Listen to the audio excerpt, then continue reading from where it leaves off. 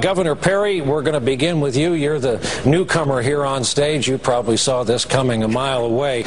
You have touted your state's low taxes, the lack of regulation, tough tort reform as the recipe for job growth in the Lone Star State.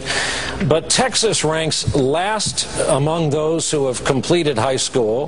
There are only 8 other states with more living in poverty. No other state has more working at or below the minimum wage. So is that the kind of answer all Americans are looking for? Actually, what Americans are looking for is someone can get this country working again.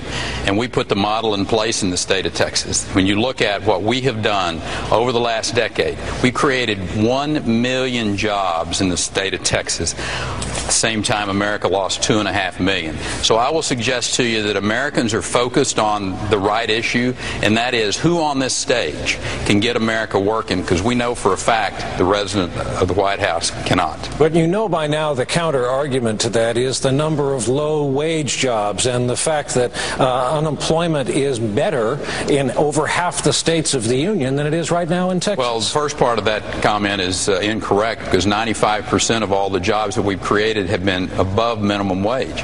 So I'm proud of what we've done in the state of Texas. And for the White House or anyone else to be criticizing creation of jobs now in America, I think is a little bit hypocritical. You want to create jobs in America, you free the American entrepreneur to do what he or she does, which is risk their capital, and I'll guarantee you the entrepreneur in America, the small businessman and woman, they're looking for a president that will say, we're going to lower the tax burden on you and we're going to lower the regulation impact on you and free them to do what they do best, create jobs.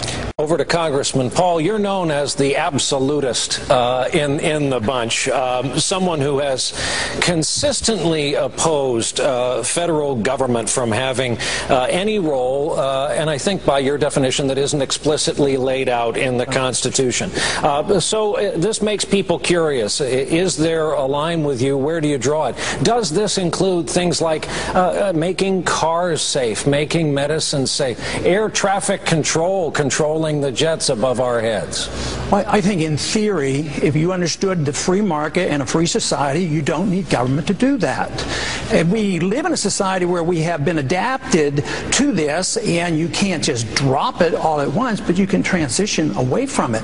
On regulations, no, I don't believe in any of these federal regulations, but that doesn't mean I don't believe in regulations. The regulation of the marketplace takes care of it. Just think if we had the regulations on the market that dealt with the bankruptcies. That had to go bankrupt. We wouldn't have been able to bail out the big banks and the big corporations and dump on the poor people. Well, so the market would dictate it. You can't commit fraud. If you need detailed regulations, you can do it at the state level, but the federal government is not authorized to nitpick every little transaction. The way they use the interstate commerce clause is outrageous as far as I'm concerned. Well, 30 seconds more for devil's advocate here, because would you then put it on the drug companies to say, no, we're bringing this to market, trust us, it's a fantastic drug. All the pilots in the sky to add to their responsibilities their own air traffic control in an organic way. What I said is theoretically it could be privatized, but who ends up doing the regulations on the drugs?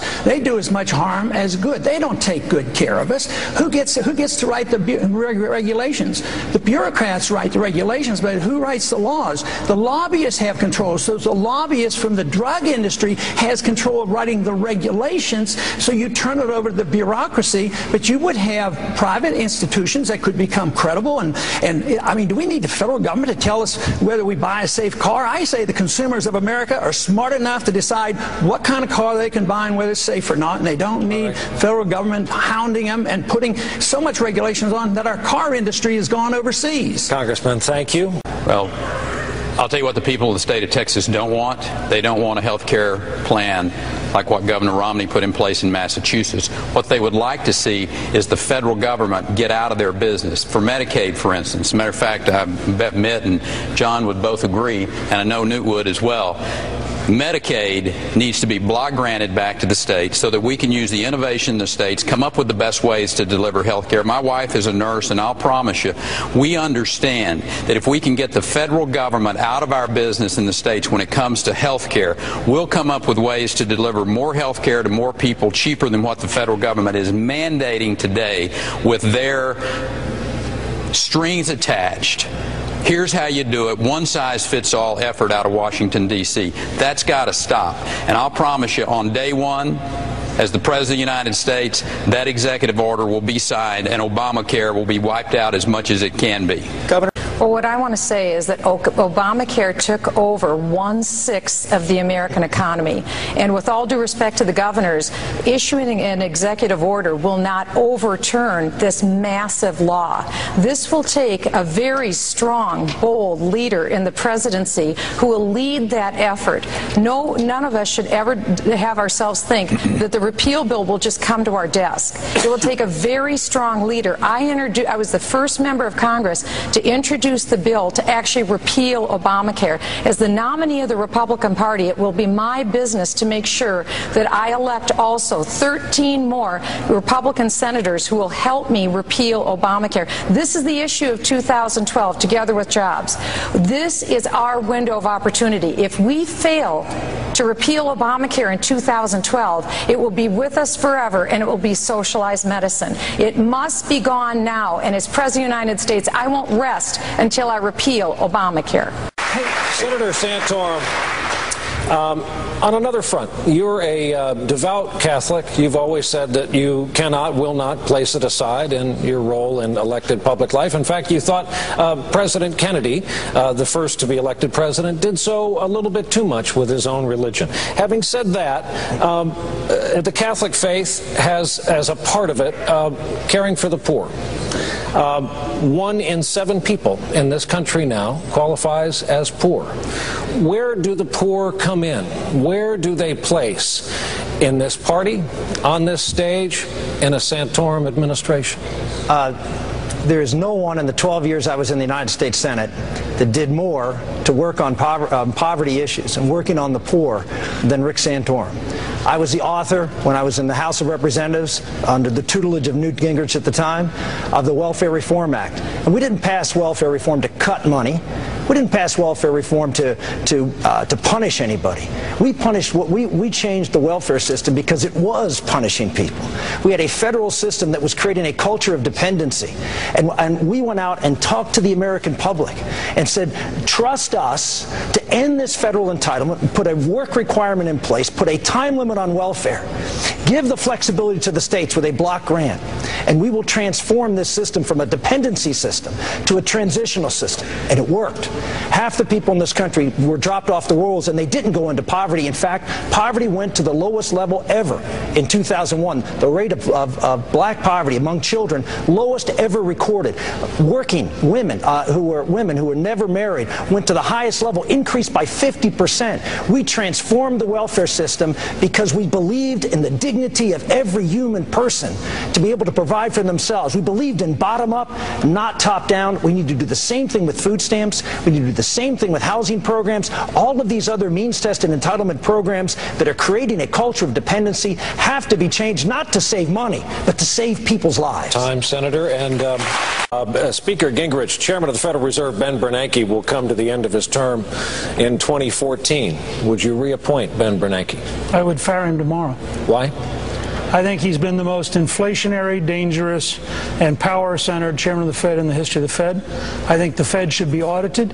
I think the amount of money that he has shifted around in secret with no responsibility, no accountability, no transparency is absolutely antithetical to a free society. And I think his policies have deepened the depression, lengthened the problems, increased the cost of gasoline, and been a disaster. Now, Governor Perry, I saw you nod your head. I saw you nod your head, Governor Perry, at the answer on the minimum wage that would create jobs. Do you agree with that? I actually was nodding my head when he said that I wrote a letter to Hillary, and we were hoping that she would be able to come up with something that would not leave the agricultural men and women, because I was the agriculture commissioner at that particular point in time. We had no idea it was going to be the monstrosity that's known as Hillary Care. Speaking of letters, I was more interested in the one that you wrote to Ronald Reagan back and said, I'm going to quit the party because of the things you believe in. Oh, I need an answer on that. It had... You've got a 30-second rebuttal time. I strongly supported Ronald Reagan. I was one of 4 in Texas, and one of 4 members of Congress that supported Reagan in '76. And I supported him all along, and I supported all his issues and all his programs. But in the 1980s, we spent too much, we taxed too much, we built up our deficits, and it was a bad scene. Therefore, I support the message of Ronald Reagan. The message was great, but the consequence, we have to be honest with ourselves. It was not all that great. Huge deficits during the 1980s, and that is what my criticism was for. Not for Ronald Reagan's message. His message is a great message.